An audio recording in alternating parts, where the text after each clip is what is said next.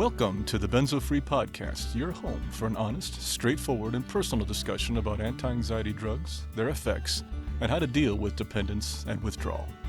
Whether you have taken benzodiazepines, Z drugs, or any other tranquilizers, know someone who has, or you just want help dealing with chronic anxiety and insomnia, this is your podcast.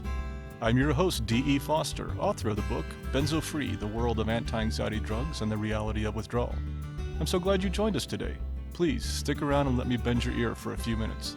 It just might feel a little better on the other side.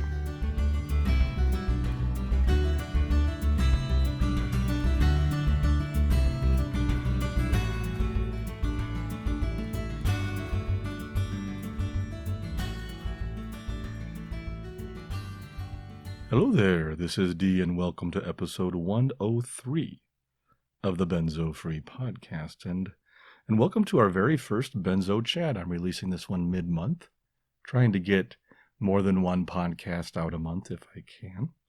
And this one's a brand new type of format. These will be supplemental ones we'll throw out now and then, but whenever I get a chance to talk with one of you, something new we're trying, and I'm sorry. Maybe I edited that out. That was my cough. It's still here. Sorry. For those catching up with me on my health, I appreciate the concern. Thank you so much. We're doing better. My wife and I still have the cough and still have some of the fatigue. It comes and goes, but we did go to the doctor this week, did get chest x-rays. We're clear. Just think it's lingering, either respiratory infection or long COVID or whatever you want to call it. So we don't really know. In spirit, we're doing great. We're back home again for a while and things are better. And I'm really excited about it. I'm excited about sharing these with you. I'm excited about doing more. In fact, I may have just signed up some really good guests for our road trip coming up to the Carolinas. We will be going back to right on the border of North Carolina, South Carolina. I think it's Ocean Isle or something like that for my niece's wedding around Labor Day. So we'll be heading out a week before, late August, and coming back that week of Labor Day to get back home and hopefully doing maybe a little sightseeing along the way, but also maybe a little recording along the way. I have 2 doctors actually lined up already to talk to in Nashville. I'm really excited about that. Got to get that scheduled. And also, if you're interested in being part of this show and doing a Benzo Chat like the one we're presenting today, please just reach out to me and let me know. Our road trip on this one is going to be between Colorado and the Carolinas. So we'll probably hit Kansas, Missouri, maybe southern Illinois, probably into Tennessee, maybe in a little Kentucky, and move on to the Carolinas. And that's probably most of what we're going to catch there. On the way back, we might go a little north and might even hit West Virginia, maybe a little bit of Pennsylvania into Ohio, because we might go back up there and visit my wife's sister's family up in Ohio, and then come back through Ohio and Indiana, Illinois, probably Nebraska on the way back home. So just in case you're on that tour somewhere late August, early September, and you'd like for me to stop by and record a conversation about benzos. This is really low key. There's really no set agenda. In fact, that's what's great about these 2 that I've recorded already is each one was completely different and on completely different topics. And that's what I like about it. So I'll get into that in a second, but if you're interested, just send an email out to me, or you can fill out our feedback form at easinganxiety.com/feedback, and that would be great.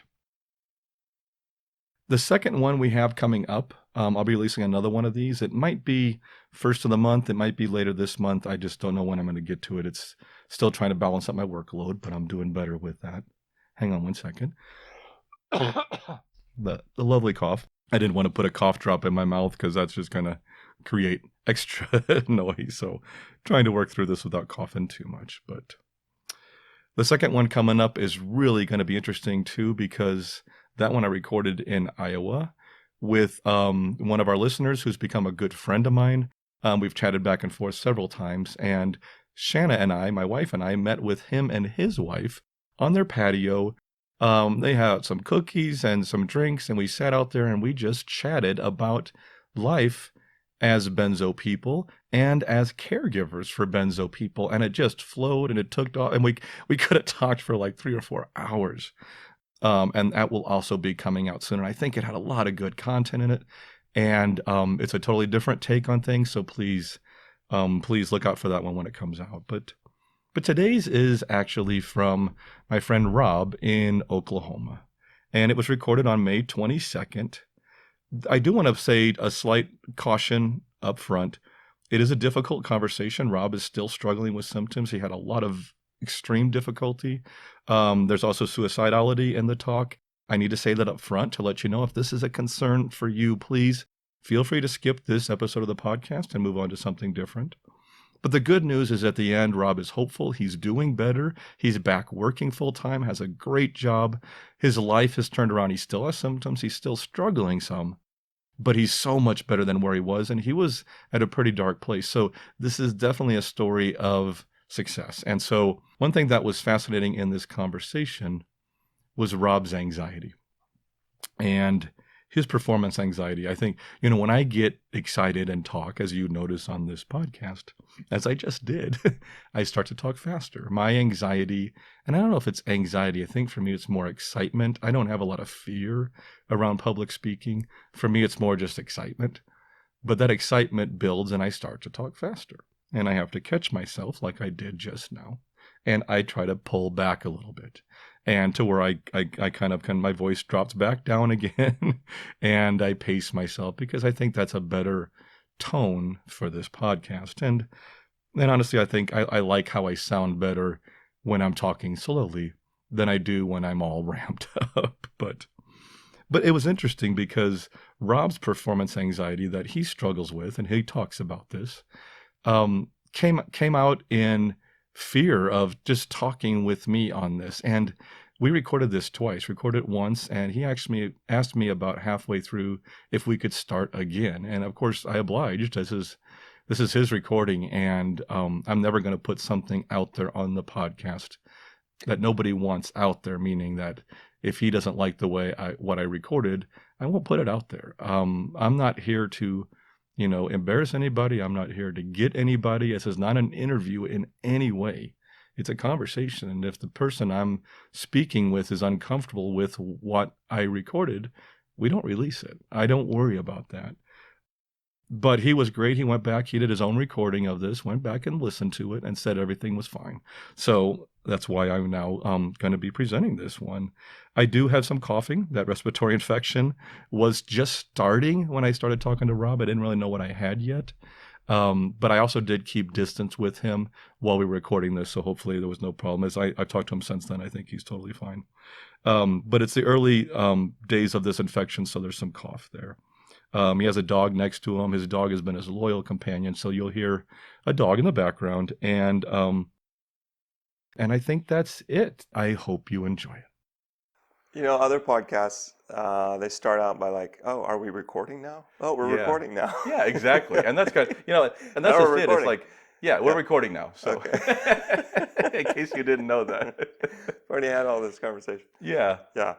Okay, I'm going to start fresh here real quick and just say, in fact, I'm okay. We just leave that in. I'm recording now, so we got that. I'm sitting here with Rob in Oklahoma, and we've been having some fun go-around. We grabbed a bite to eat, been chatting, catching up on things that are going on in Benzo community and stuff, and he's been filling me in a little bit on his story. So we're trying to make this as casual and non-formal and informal as we can, right? Anyway, Rob, welcome to Benzo Chat. Thanks, T. Hey, it's good to have you. Can you give me like a 30-second, a quick just background on your experience with benzodiazepines? Sure. So I took benzos for about 12 years. So I was a long-term user. I had used primarily Xanax on kind of an as-needed basis for performance anxiety. So I really started taking it in grad school and then just continued to take it because it was so helpful. Okay, gotcha. See, that's all I need. Yeah. Yeah. And how long now have you stopped taking it regularly? I've been off, although we had discussed that I used a little bit, Okay. very tiny bit, that I just started recently. So I've been off a total of 3.5 years. Okay. Yeah. Okay. And how do you feel you're doing right now? I mean, with that. Oh, I'm dramatically better. Okay. Like as far as from, when I went through the worst of Yeah, because we first talking to each other on some other stuff that was going on about what, a couple years ago, maybe. Yeah, it's been about 2 years now yeah. since I think you and I first met and we first started chatting. Oh yeah. So, and I know that was a lot harder back then of what you were going through. Yeah, so I went through essentially two cold turkeys. Okay. Oh, wow. So we discussed that, I kind of got into this really bad place with Mm-hmm. both drinking and benzos. I'd Okay. gotten pretty isolated um, and really struggling with the side effects of the medication. And I'd stopped the drinking first, but then once I did that, the anxiety just raged. And there was a switch in my physician. My doctor was just leaving practice for a little bit of time, Mm-hmm. and so he put me with somebody else in his practice, and um, that person switched the way they were prescribing the benzos. Okay. And I was already in this really bad state because I had stopped drinking, and um, I ended up in a detox at, Oh, really? at that time. That was 2017. How long were you in detox? Well, the detox was like 10 days. Oh, wow. So, and they switched me to pheno. Yeah, phenobarbital. Yeah. Okay. All of a sudden they switched me to that, and I'm curious how 10-day that went because detox. I know people they've used that. It was awful. I don't remember very much of that Really? experience. Okay. Um, I don't remember the pheno was pretty much ineffective. I was just Yeah. like um, I was in hell at Okay. that point in time. And then I went to a 28-day, 30-day, whatever, inpatient Okay. rehab after that. I still don't remember very much about that experience. So that was in 2017. And then um, I don't remember much of that whole year. I also attempted to stop anxiety and medication for depression, just an antidepressant that was also helping me for anxiety. So that year, at that point, I wanted off everything. Okay. I had taken because my providers were like all too willing to just keep I know. prescribing I different know. stuff. I had been Yeah. on antipsychotics at one point. Okay. I look back now, in total, I'd been on like 21 different medications over about 18 different years, Yeah. or 18 years. Mostly because you just thought there was something wrong and you just had to be medicated for it. Is that what? Anxiety. Yeah. I thought there was something wrong with me. Okay. Yeah, and it was just anxiety, really. Saying just anxiety is such a, for those of us who have it like you, Rob, we know Right. it's a lot more than just anxiety. Yeah, well, it's fear that just got Yeah. out of hand, right? Um, and so I view it now as sort of something that you can. My preference is just sort of to address it in other ways. Okay. Although I do take a little bit Yeah, you of mentioned that. So, Xanax, and I have recently. I just started a new job. The intention with that is really to help transition with a new job. It's a okay. great job, and um, there's just so much stress at the beginning. Oh, sure. Yeah. Um, so yeah, I mean, it's important to know that I do still use a little bit. Um, yeah, so I had kind of believed that I had sort of this anxiety disorder, and I kept going to my doctors for help.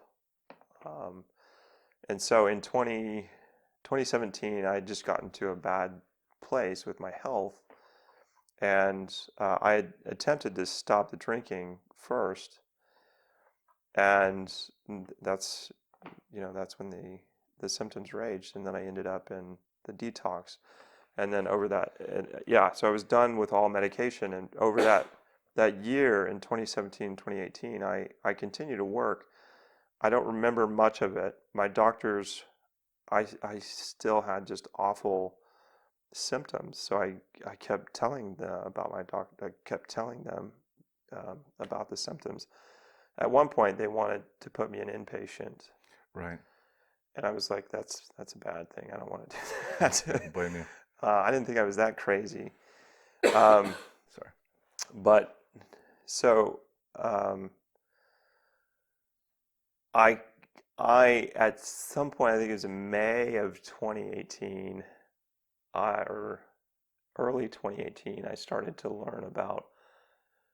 Um, Somehow I found through online. I was like looking for help. Like how Hmm. do I? Because my doctors, I just it seemed like I was just going down a rabbit hole, Right. and I was losing my sanity. I was in such a state of fear. I was also trying to get off the medication. Where did Uh, you first find help? Where did you first find Somewhere it? online between Okay. 2017 and 2018, I found Laura Delano. Oh yeah. Delano. Hmm. She was doing a withdrawal, psychiatric withdrawal Okay. medication workshop in Western Massachusetts. I was in Boston at the time. Hmm.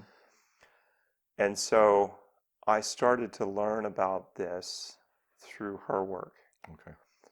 And in the summer of 2018, she offered that workshop. And so I took off work and I was like, I'm going to do this myself because, I was suicidal at that Yeah. period of time. So I knew I was like actively planning I was to take, wondering. Okay. to take my life. So I was just in a state of paranoia, intense fear, panic, the worst.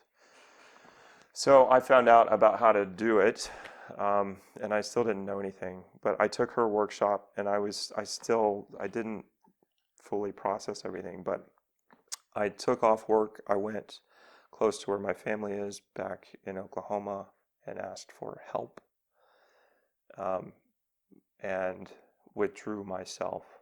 And I still did it way too. So back up. I had to go. I asked to go back on the medication because the symptoms were just so bad. And when I went back on the medication, I could tell I took Klonopin at that time, Right. and Okay. it's still um, it was causing problems, and I knew I had to take myself off. So I did take myself off using Laura's methods, Okay. but I went way too fast. Actually, I should say that I still took it off. I went off over a month, um, and I was around family. I moved back for support, Okay. and so this was just horrific. Like this was. I don't remember like that. Yeah, it was essentially a second cold turkey. Yeah. Um, and so I went into just a black depression at that period of time.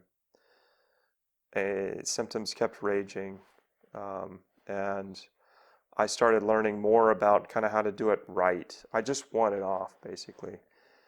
Yeah, that point, that was 3.5 years ago. All right. Back on. So you were, So yeah. yeah. Sorry, just so you know, I paused there. That was me because I have a Oh no. cough and I had to stop Rob. So that was me. If in case you're wondering why we stopped talking for a minute, that's the fun of this.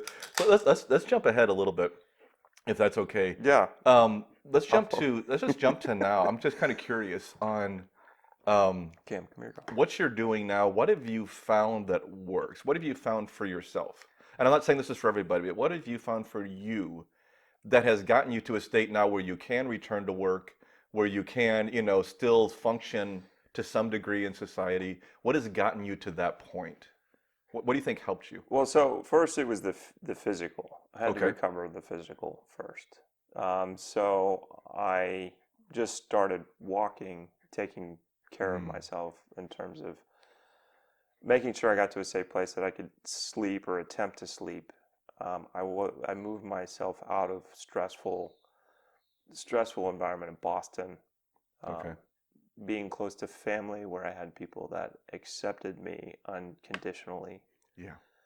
Um, and gave me, you know, helped me, um, and just gave me, and I was in a safe place where I wasn't, you know, subject to more stress.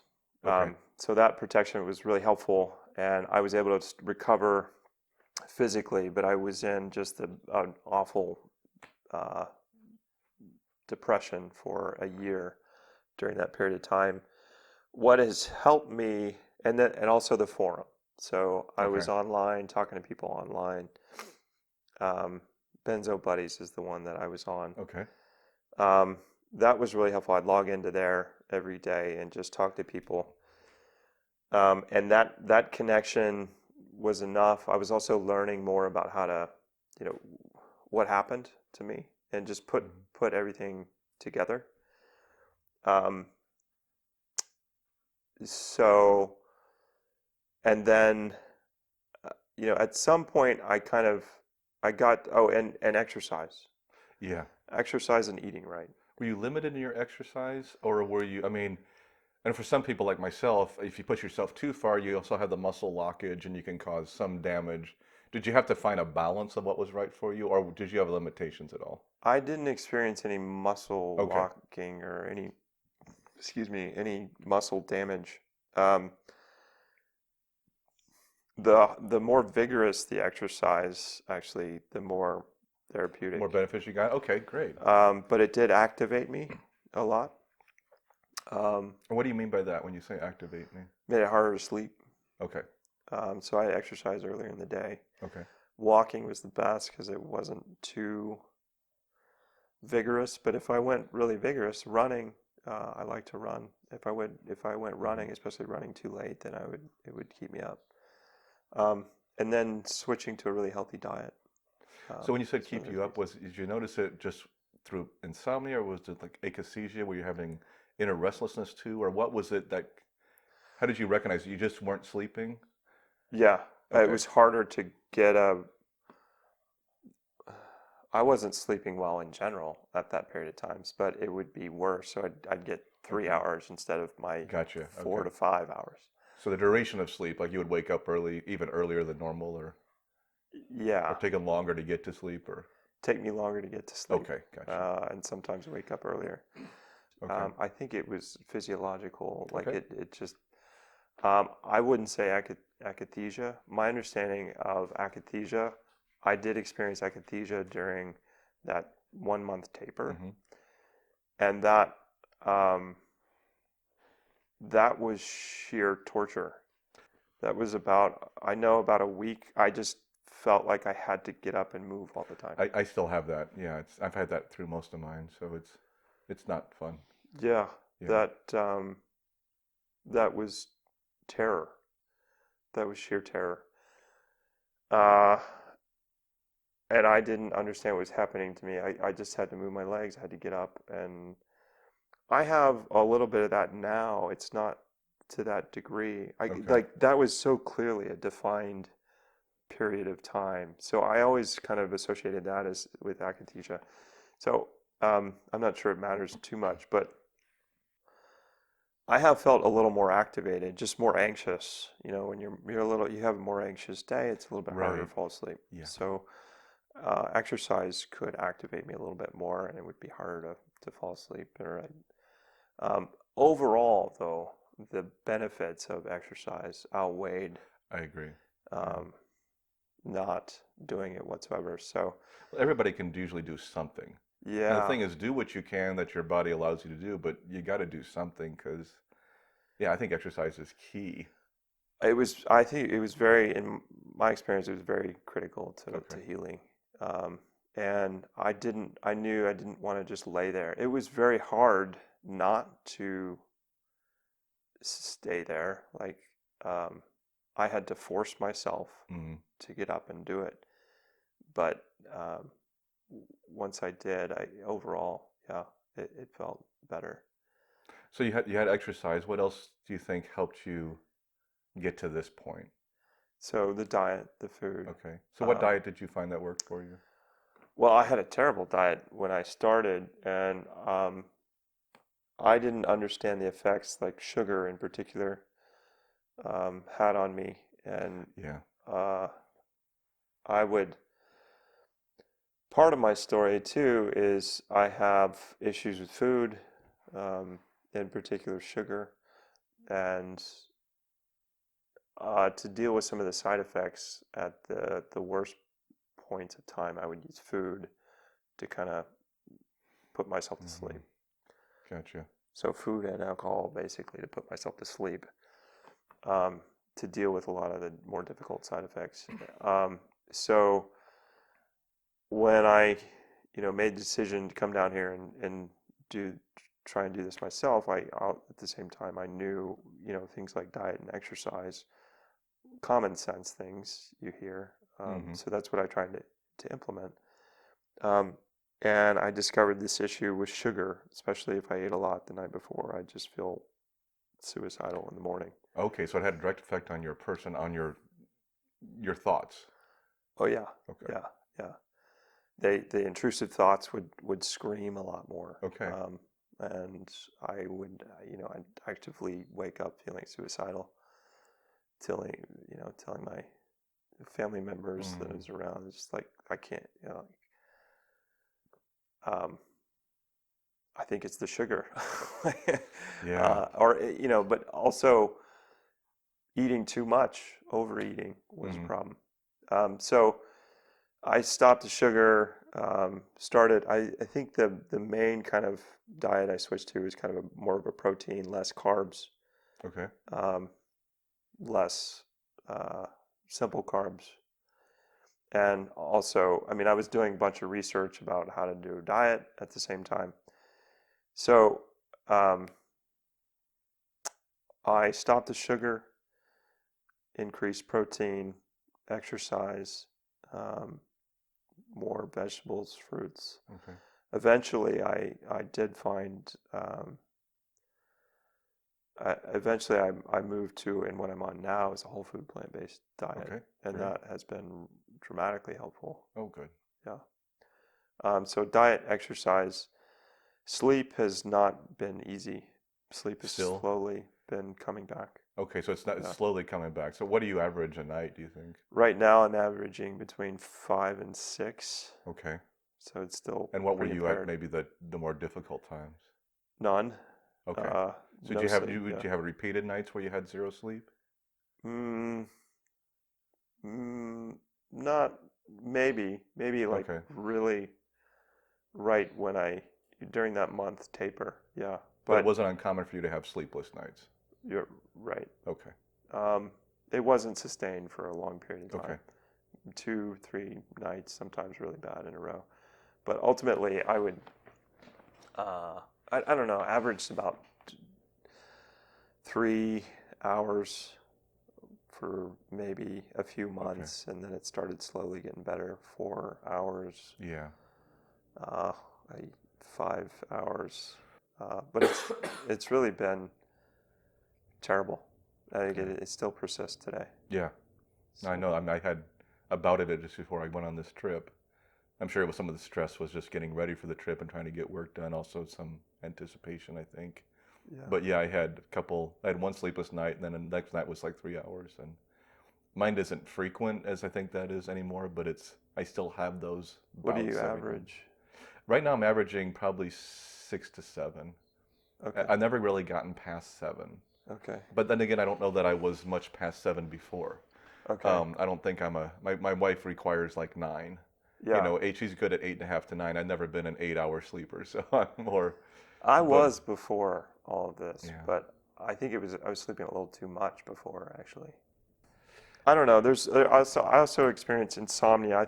I mean I've seen sleep doctors, and I've even had a sleep study done. I used to have um, sleep apnea. As far as I can define it now, I do wake up in the middle of the night, and, Okay. for a couple hours, and You sometimes said I you don't. used to, so you don't still have to deal with sleep apnea, or is I lost so much weight that I that don't. helps significantly? Yeah. Yeah, I had the same problem. I snore a lot, and I know there's complications there. And when I get under a certain weight limit, it usually goes away. So yeah. For me, it was definitely um, obesity. I think Yeah. I was not healthy, at, um, and so that's part of my story as well. Is I lost all of this weight. I lost a lot of weight. Yeah, I that's just great. got into a really bad place. Well, do you feel like during this whole, we kind of have to um, It take, helps so much when you talk. oh, it does? That's okay. You just having trouble talking. we, And trail off there on my story. I know. Yeah. We had this conversation earlier, so it's like I'm just, it's weird because Rob was calling me out, if you don't mind me sharing. It just was mentioned. It's like as soon as I go into and I start the recorder, I change. My He personality didn't tell me changes. about this new guy. Yeah, it's like I change suddenly, and I'm no longer talking as much because I'm curious to hear him talk. But so your sleeping's coming back, and I don't know. I'm just curious as to, you mentioned the diet, you mentioned exercise, you mentioned sleeping. And I think, but you're still occasionally needing like a little sliver of the medication to get you through. Do you think that's gonna? Do you think you'll have to continue to do that, or do you see that I where maybe at don't some point you think won't? so. Okay. So, yeah, and you know, I think this is important to talk about, Okay. actually. So at some point, I had to leave the physical and start to heal myself in some other way. The forums, kind of after a period of time, were not helpful in terms of, um, That seems to happen to a lot of people. I mean, a lot of people at some point, I did too, have to yeah. pull themselves off. Was it because of triggers? No, it just some of the difficult behavior there. It didn't feel. I know that the moderators did a great job. They do a great job, Yeah. and there's a lot of wonderful people on the forum. But I think at some point the healing for me, and I don't mean to be critical at all of anybody on the forum, or any of the forums. Hmm. It just, that conversation was not helpful to No, me. I think this is great to talk about I because I knew, agree, and I think we've both seen that yeah, before online. I've seen it too, where it it I it can be helpful for a while, but it also can be detrimental. I needed positivity. Like at some Exactly. point, I Yeah. needed hope. I needed positive, healthy connections, and I didn't want to live in kind of my anger Yeah. toward what I went through. Oh, that's a great one. I'm glad you brought that up because that's what I've seen a lot of, and this is what I think is interesting. I'm interested to get your take on it. Is that, and now, God, it's funny, you just did this and I just did it, losing train of thought. Oh my God. How often do you hit that wall? No, this is perfect A because lot. I I mean, just saw yeah. you do Well, it, and now I just did it. sure. And I Yeah. was actually in, I told you about the CME training I did with Dr. Huff, with Christy Huff Yeah. Yeah. Yeah. last week. And right in the middle of it, she had that. And I Mm, almost jumped in to help her because I saw in her what I get all the time. And yeah. you hit that wall. Yeah. And you hit a wall and you cannot think of what got you there or what the next thing is you're going to say. And you hit that wall. And do you Yeah. see that now? Do you think that's related? Is that, I think this is interesting to talk about. So, Yeah, I do. It happens more in stressful yes. situations. Certainly, when I would be presenting in front of people, my mind can go blank. I think it's not unlike anybody else that kind of has. I can only speak from my experience, so it occurs much more frequently because of what I've been through. Yeah. I experienced it even before because I'd just be struck with um, like a panicky feeling. Yeah. I, you know, I get flustered in mid-sentence when I be under a lot of stress, or even if I felt like anger, or that was sort of the root of why I took the medication in the first place. Yeah. So I think it happens more often for sure, but it's not unlike um, it's not like um, it came out of the blue. It's just so much worse. No, no, it does. And I Yeah. kind of, and I agree with everything you said. It's just something that I've seen and I can see in people, and it seems I'm trying to find, like you also have a scientific background. I'm trying to find those commonalities. you know how it is, the groupings of symptoms and the ones, and sometimes our symptoms, like cognitive dysfunction, shows in a very, what's the word I'm looking for, in a unique way, in a, you know, in a way that, you know, is tied to anxiety, but is on an extreme level, an extreme state. You know what I'm saying? And Absolutely. I mean, I think that's the like I think the profile is of that those issues like decreased ability to focus, yeah, um, definitely. forget in those Mhm. moments, that those cognitive issues I think you're referring Yeah. to, I think kind of happen in people who are in just who've never had a benzo and have a really heightened state of fear or anxiety. Experience something similar. Yeah, Yeah, I I mean, agree. or when they're under a lot of stress or they've been through some trauma or Hmm. something, they have a harder time focusing. They Right. can't hold their attention on things, and I don't think it's dissimilar from that, but certainly it's been exacerbated and it's sort of altered our state, our baseline, maybe. Hmm.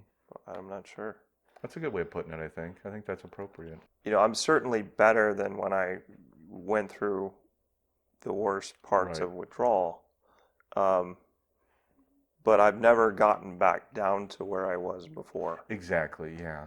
And I think Um, I'm the same way, yeah, which is, and of course, I always want to try to give, you talked about the hope and being on the groups and you want the more positivity. And that's one thing we always try to focus on the podcast is, you know, hey, you know, we're going to heal and we are healing. And there's evidence that you're healing, I'm healing. But it's always the push of, will I get back to where I was before? And I don't have an answer for that. yeah, You know, and I don't think any of us do. We don't know that there may not be a permanent change in us that may not heal. And but I don't want to be negative. I just, it may also be very minor. You know, it may not be a significant life thing. It might just be a very minor, you know, adjustment. yeah. So those, and that's why that's kind of where I was going. Like the healing that happens now for me, and kind of why I moved away from the forums is kind of like I have to get out and experience life. Yeah. I have to make connections with other Hmm. people and and um, I've used a whole host of resources and other um, support communities outside of the benzo community to start to heal myself um, away from the not just the physical but the emotional and even for me the spiritual. Um, and it's really about at the root of it for me is relationships with other people. It's the social aspect Yeah. of us. And so the more I can sort of get out of myself and get out into the world and live with others and sort of experience things like hugs, connections with other people. Even though it's challenging and hard sometimes, you know that you need to do this to, Yeah, the more I yeah. do it, the more I start to live life and get outside of me and let go of a lot of some of that. Um, the better I feel. I mean, yeah, And when you're referring to the forums, like they're not on that plane, they're kind of still focused on the anger or something you were saying earlier, or like the physical, okay, I got you. So scientific. But there's a lot of but there's a lot of very strong opinions on the forum and people just bickering and I even started engaging in some of yeah, so that, did I just for a like little while. differences between like, well, no, it's actually this way, or here's what I know from my experience and background. But so at that point, it becomes less helpful, and it's more about okay, I notice that I'm engaging this in this behavior, or this behavior is going on in the forums. I've gotten to the point where I've healed myself enough physically. This seems to be about this is no longer helpful. Engaging in this behavior and sort of moving away from that because it's just the negativity is what I started noticing, and Yeah, it was there all along. yeah. It's just I got to more of a place where I realized that it was just not helpful. And I saw that too on a Facebook group that I was on. It was the same kind of transition where I knew it wasn't helping me. It was, yeah, there was a lot of negativity. It was also very strong opinions. and if anybody questioned one person's opinion, it became a war. And Yeah. it was, and I didn't need that, and that wasn't helping me, you know. And Yeah, a lot of, yeah, just really strong opinions and yeah, different camps, and this question of do we completely heal, or engaging in that, I just found just unhelpful yeah, altogether. And so there was not a lot of discussion about emotional healing or even spiritual. I know there in Benzo yeah, Buddies there was a whole spiritual section, which I even never got into, but um, that ultimately, um, and understanding that just I needed more social support than what I was getting, and okay, not, I needed more, I needed friends. I needed people who would accept me unconditionally, yeah. people who were empathetic, and not judgmental, not critical. That's a huge thing. Yeah, That's a and huge so thing. that's a lot of what I would see. Criticism and fights and stuff break out on the forums. But Do you think part of that was because everybody is kind of in that benzo state, and sometimes they're yeah, so, yeah, and as we were talking about before, absolutely, they need an outlet. yeah, I needed an outlet yeah. when I You had was mentioned going through that, the worst of what I was going through. I needed a place to express my rage. right? Um, I was feeling awful, and it wasn't, my rage was not directed toward anyone at the forum, but I felt You had to angry with vent everything, somewhere, yeah. with what I went through, and just learning about just a place for an outlet, a place for that anger to come out Okay, was helpful, and a non-judgmental way. I gotcha. And I did find that initially at Benzo Buddies. There's wonderful people on the forums, Absolutely, yeah. yeah, that would just write supportive posts no matter what. Um, but after a while, and then I try to do that, and engaging in that, I think, is the healing aspect. So I think that's great. um, yeah, so it's really all, I believe, and what I'm finding at more than 3.5 years off now, is that the more I engage in life and Hmm. with other people, the better I start feeling. I mean, I like that. but I've also dramatically changed my environment, where, like, the friends that I interact with now, they know what I've been through, and I can just, being able to say, like, God, I feel, I'm really anxious in this situation. I just have to duck out. I just have to go calm down, quietly somewhere. That's helpful, and not feeling judged. But yeah, if I feel trapped and locked in a situation, and I have to kind of grin and bear it, then it kind of grows and it gets worse and worse and worse. You kind of Right. got to find that sweet spot Yeah. where you do have a little bit of exposure, Right. and you can sort of start to desensitize yourself and Yeah. challenge yourself a little bit, but not Yeah. What you overwhelm. just Like, mentioned, my wife and I do. We have the we kind of, she knows that if I need to go off by myself, especially like when her family comes over and it's a real social. And I used to be, I guess I'm an introverted extrovert or whatever. I don't know. My nephew said I'm an ambivert. I don't know what that means, okay, but I've heard that term yeah, recently. Yeah, yeah, exactly. that's Because I re-energize introverted, but I'm very comfortable extroverted pre-benzos. Now, during my recovery, I was definitely had difficulty in social situations. And yeah, and the nice thing was establishing that with my wife and saying, hey, we learned quickly that sometimes D just has to walk away. And sometimes it's only 10 minutes. And I can reframe, I can breathe, I can do a few things, and I can go back and get back in that situation again. But I think that's where, like with your family too, is people who love you unconditionally, as you mentioned, who you can say, hey, I'm going to need this sometimes. yeah, that's a beautiful thing that you have that support. That's wonderful. Yeah. Yeah, the non-judgment, the acceptance, no matter what, and people are not perturbed by it, and Yeah. can and are okay with your explanation, and understand where you're at and what you're going through. Uh-oh, my dog's gonna trip on the cord. That's okay. We got a dog walking through on the Yep, cords. watch out there, girl. There you Okay. go. It's Um, okay. Yeah. um, having family there, somebody who knew me, and knew that I wasn't always this person going through the I worst, like that. Yeah. and could see me and hold space for me and would love me no matter even, if I um, through just the most god awful things that I went through. Yeah. That was powerful healing. Right. So for me it was family. Um, I am single, so I didn't have, a significant other that was doing that for me. But that's to me, it seems like a very critical piece. Really, one family member that absolutely saved my life, Okay. Gotcha. and that I could trust. Like I was like at one point I was like I may go through some really strange stuff. Like I knew how the medication was affecting me, my own thoughts and the way that like the akathisia behavior.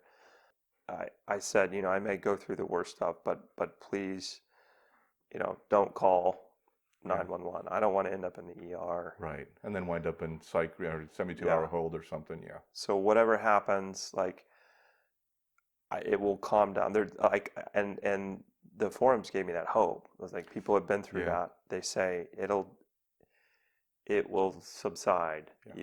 You will be okay. And so that's what I hung on to, and that's what helped me to have somebody making sure that I was still like I was cognitively, emotionally, and physically disabled. I was incapacitated Okay. person. Like I certainly met the legal definition of that, clinical definition, all definitions of that. I was just not functioning at that period of time, and so I gave the information. I was like passed through the information that I was learning on the forums. Like it'll get better over time, and it eventually did. Yeah. That, but I needed a safe place. I needed people Yeah. to accept me Exactly. unconditionally, or I just needed one person. If I had to do this completely alone, I don't think that I would have made it. I know people that are in that position, and it's, yeah, I Yeah, really feel for them who don't. I was blessed having my spouse who stuck with me through it, and I know that's not the case for a lot of people. yeah, it's so heartbreaking, It is. and but that's why the forums are so critical too, Mm-hmm. because I believe people can through connections that they make on the forum or even through Facebook or what's happening now with everything online, the videos, Yeah. making those connections with people who understand what you're going through is, I believe, is just pretty Yeah. critical. Let's close So, this out with one thing, and yeah, I just wondered sorry. about your current outcome.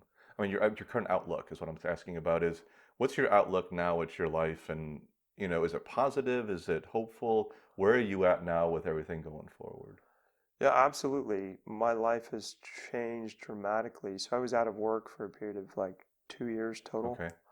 Um, I've just got a new job that's probably the best job. I mean, it's like didn't skip a beat with my Oh, that's great. career. Um, thank God. Uh, I lost a lot of a lot of resources and rebuilding a lot of that. So I got the job back. I'm able to function, although we talked about a little bit of sliver of Xanax to help me through some Okay. really difficult situations that I just um, that that that come with just starting this position. The hope is to not use that long term, Okay. continue on the healing path. But so I've got friends. I've got a social support network. I'm active, although I've injured my knee recently. I have a lot of hope. I have a lot more hope. I'm not on the forums. I'm not. Sleep is still getting better, but Okay. I'm so much healthier physically, um, and mentally, emotionally, and spiritually now.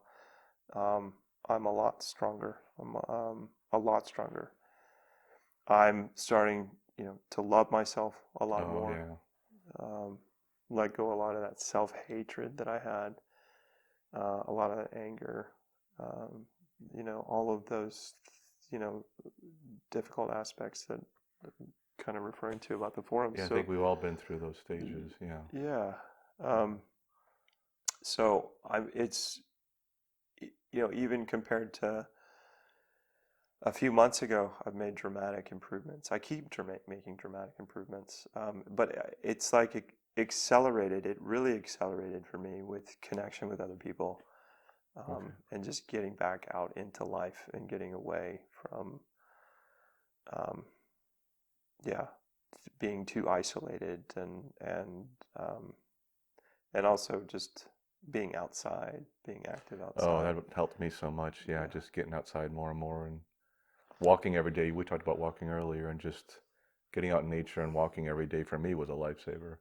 yeah, It just kind of forcing yourself. Having a dog was great for that because, the dog doesn't care if it's raining or whatever. They gotta go for their walk. And yeah, I had Bear, and he would still need 2 walks a day, and we had to go walk him. And doesn't matter how I felt, I went and walked him, and he saved me because he forced me to get out and do that every single day. So yeah.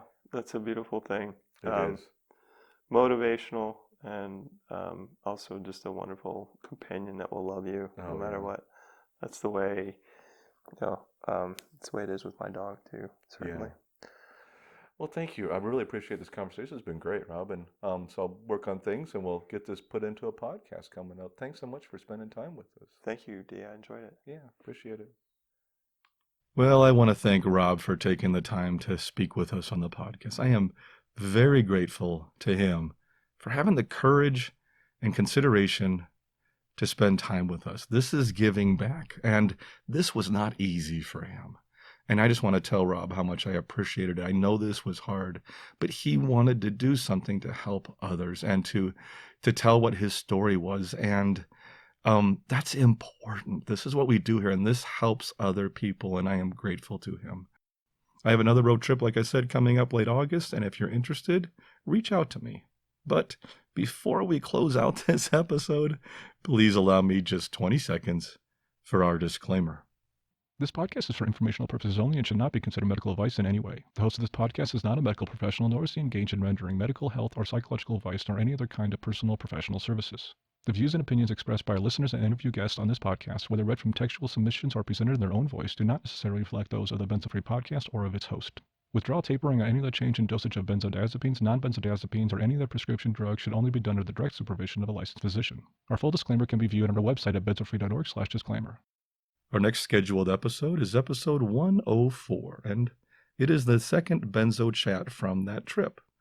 So keep an eye out for that one. It's completely different than the one you just heard, and that is what is great about sharing these experiences here. They are all so unique. Thanks for joining me today, and I'll be back real soon with another episode. So, you know what I'm about to say here.